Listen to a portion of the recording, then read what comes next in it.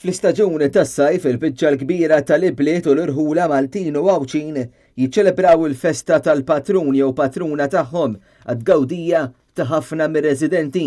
Sfortunatament dawn il-festi ftit li xejn ikunu jistgħu jitgawdew mill-anzjani l-aktar dawk b'mobilità limitata li jkunu jgħixu fid-djar tal-anzjani.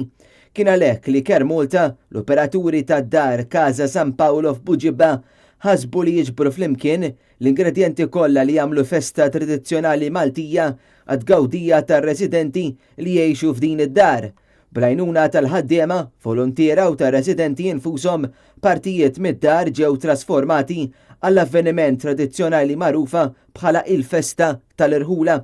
Din l-attività kellha l-iskop li ġġib memorji sbieħ lir-residenti kif ukoll tippromovi l-anzjanità attiva. L-avveniment ġie organizzat minn Malta bl-għajnuna tal-volontiera, ħaddiema u bil-partiċipazzjoni sħiħa tal-kważi 200 residenti ta' Casa San Paolo.